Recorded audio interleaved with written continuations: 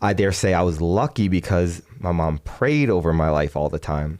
And when I was 14, she sent me to live with my bio dad, which was a shock to the system, but she knew that she couldn't teach me how to be a man. So I'm grateful to her for that, right? But there are so many young men out there that aren't that lucky, that don't have that opportunity, that don't see what the calling of a man is in their life, far less the calling of a husband, which is a completely, I mean, that's like putting the Empire State Building on top of an ant, right? Like that's what being a husband can feel like at times. You're right. So that's a good point. So, so I am grateful for people like you in my life to say, hey, I think you're going in the wrong direction here. I think you need to reassess. So in that vein and in that light, what are some ways or next steps that our listeners can begin to cultivate better marriages? Okay, we've talked about some of them, and we'll give a couple more, but I want to make sure that the listeners know a great marriage, a really good marriage, it's not a destination, it's a journey. Let me say it like this. When I was in school, up through 6th, 7th grade, man, I was a wizard at math. I mean, division, addition, subtract, multiplication, no problem. I mean, I could do it blindfolded. I got to like 8th grade, and the next thing I know, I'm looking at these numbers, and somebody's throwing letters in there. And it just rocked my world. I mean, what is this? And I said, this isn't English class, this is math class. Yeah. So it threw me for a loop. It was unexpected. So I say all that with saying this. You can have a really, really, really good marriage, but man, life's going to throw those letters in there constantly. It could be a job change. It could be loss of a job. It could be a new job or a new boss that's just horrific. Those things affect your marriage. Like you said earlier, you bring those things home. It could be a change in income. It may be you have to relocate. Kids are never a burden, but seeing your kids physically hurt, seeing your kids emotionally hurt, that's devastating. As we get older, we have parents that get older. That could be something that you might have to deal with. Illnesses. My wife, Donna, she had to have a full hysterectomy. I had prostate cancer. Listen, that was never in any of the steps. Hey, you're going to have to deal with this going through a good marriage.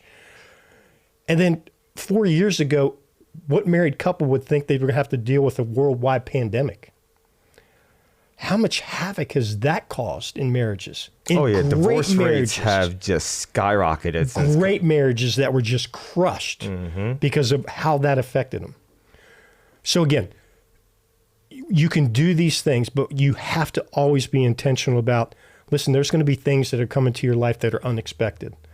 And you have to be ready for that. You have to be prepared. You have to be prayed up. You have to be into the Word. So some of the practical things we talked about earlier, listen, be in His Word. You and I both know, and I'm sure a lot of listeners out there who are in His Word know how valuable it is. There's not a thing that we won't go through in this life where it's not taken care of in God's Word. So make sure you're in His Word. You have a personal relationship with Christ. Secondly, get involved in a great Bible preaching church. A church that has great groups. A place where you can learn and find community. Where the pastor is able to preach biblical principles where you can understand them and they're applicable to your life. I mean, how many times have you and I had conversations walking out the door from Sunday and we're like, man, Pastor Chris was preaching to me today. Yeah. We've done that. All the time. So listen, this is a phenomenal church to be part of. And along with that, we talked about this earlier. When you're in that, when you find that body, man, reach out to people who are older than you, who have walked through some stuff and have come out the other end and they're still holding hands.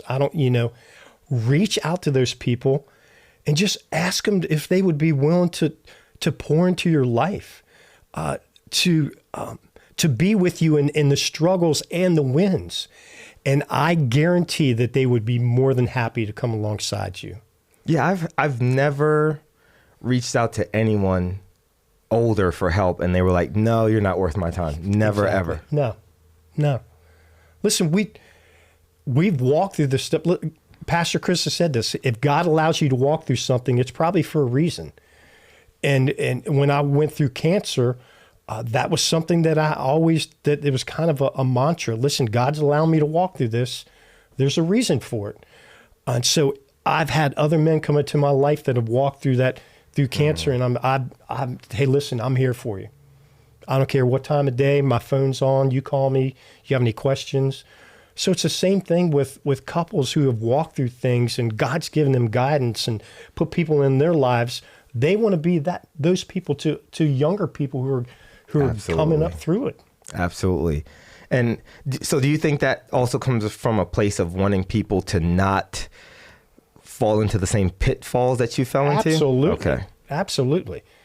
Listen, I've made tons of mistakes. Mistakes that if I would have allowed people to pour into my life, I probably wouldn't have made them. So, I mean, you guys said it, you and Pastor Adam, your podcast last week, which was phenomenal. If you missed that, guys, you need to watch that. It was phenomenal. But one of the things you said, man, sin jacks things up. And we are sinful creatures. And so we do those things and it screws us up. It really does. So we have to be intentional about allowing people to be in our lives who will say, hey, listen, nah, you're out of bounds on that one. Yeah. And trust in knowing that they have our best interest at heart. They're not being spiteful or mean or hateful.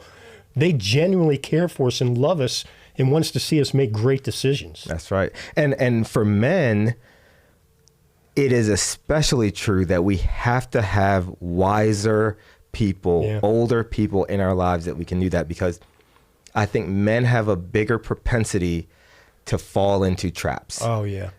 It is so much easier for us to fall into traps, whether it be emotional, mental, physical, whatever it might be.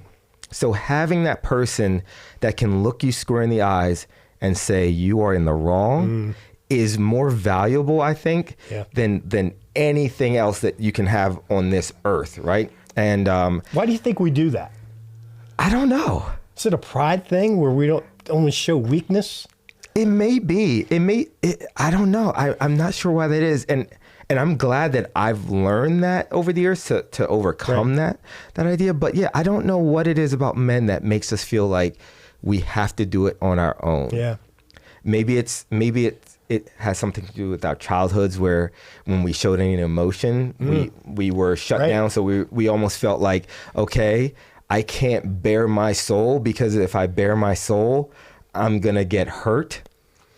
So we take those wounds and we turn those wounds into scars. Yeah.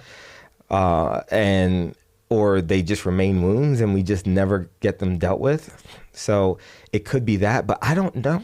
I don't know why men are just naturally loners of the heart, as I could say. But I do want to encourage more men out there, especially the husbands, because husbands for sure tend to isolate themselves from any sort of guidance or wisdom.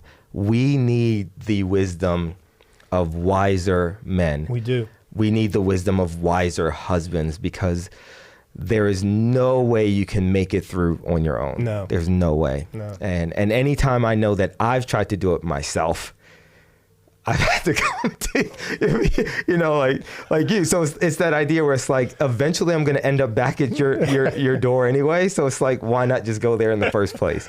Right. So I want to encourage anyone listening, if that's a husband, get plugged in with somebody. Don't be afraid to ask, because they're not going to say no to you. They're not. And if you have so much pride that you don't see the opportunities there, then I pray that God humbles you in a way for you to be able to say, okay, I need help. Yeah. Because it is one thing to read the Bible, but but having a mentor helps to bring it to life, and it helps you to see how those pages and those words that you're reading can be applied over a bigger portion of your Right. life. That's so good. Because I grew up in the church. I've read the Bible several times, but you were still able to help me see how a certain part of it applied to my life in the moment and to draw out the wisdom from it, because I was so blinded in that moment. Right. I couldn't see. The Bible was still there, but I could not register what God was telling me on those pages.